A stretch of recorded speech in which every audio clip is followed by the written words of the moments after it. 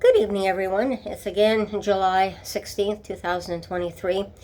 I've come on tonight because there's another death that I need to report. This is a very beautiful story, and it's about we've lost another one of our Indigenous women, but I'm going to read you her obituary, and it's a beautiful story of her life, and I'd like people to hear it, because even though people on the streets have been able to accomplish something in their lives, this is an Inuit woman, and you'll have to pardon my speech because I'm not very good at pronouncing the Inuit last names and that.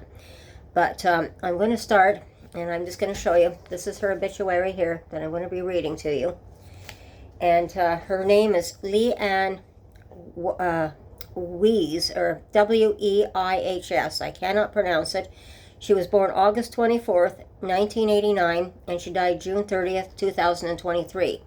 Now, we don't know why or how this woman died, but this is her beautiful story, and I think everyone should hear it. Leanne Awlapaluk Weihs, an Inuit from Coral Harbour, Southampton Island, grew up in Elmont, Ontario, with her adoptive parents, Kawanisi Awlapaluk and Fred Weihs, and her sister, Rosina. She later made Ottawa her home. As a child, Lee spent many happy times visiting and camping with her aunt and uncle Lizzie and Marty Anagluakaluk and other extended family on Southampton Island. She was an ardent and highly successful fisher.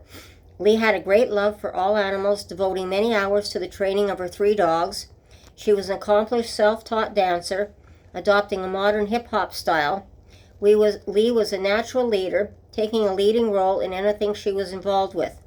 She worked for a time with a moving company as the only female member of the office relocation team, a status of which she was very proud. Over her life, Lee experienced significant loss, first the death while fishing of her birth father, Noah Awlapaluk, and later the death of her mother, Kawanisi. In recent years, Lee was greatly assisted by services of the dedicated staff of the Canadian Mental Health Association and by the support of her father, Fred, and her stepmother, Darlene Pearson. For the last 6 years of her life, Lee worked each day from 7 to 11 as a panner on Elgin Street. Lee was a central figure in the Elgin Street community, always cheerful and interested in other people, with many friends, not only among the regular passerbys, but also with police regularly patrolling the area, and with store owners and staff. Lee leaves behind a legacy of love and generosity, and a presence in her community that showed, as one observer noted, the power of kindness. Leah is predeceased by her mother, Kawanisi, her birth father, Noah, her granny, Alice, and Aunt Rosemary Harrell, and others dear to her. She is lovingly remembered by her parents, Fred and Darlene, and her sister, Rosina, her grandmother, Jean Weihs, and her many aunts, uncles, cousins in Nunavut and Ontario. A gathering in memory of Lee will be held at the Hulse Playfair McGarry Funeral Homes, 315 McLeod Street, Ottawa, Montreal, Ottawa on Monday, July 10th from 11:30 a.m. to 2 p.m., with a short talk in remembrance of Lee at 12:30. In lieu of flowers, donations may be made to Cornerstone Housing for Women. And I thought that this was a very beautiful story, and I just wanted to show to my viewers as well what can actually be accomplished, even with people when they are homeless, that they are people and we should be deeply caring about them. And she obviously got the care that she needed, and like I said, we have no idea why she died.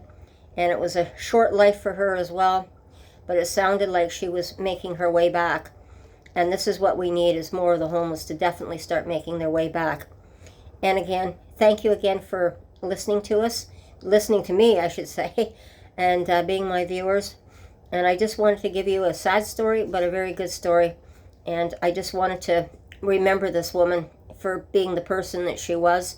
And I think we all should stop and think about what we're doing with the homeless, and showing that this people are people here. We're all human beings, and we all need each other's to help each other out and keep each other's backs. So you take care, and we shall talk to you again soon, and bye-bye.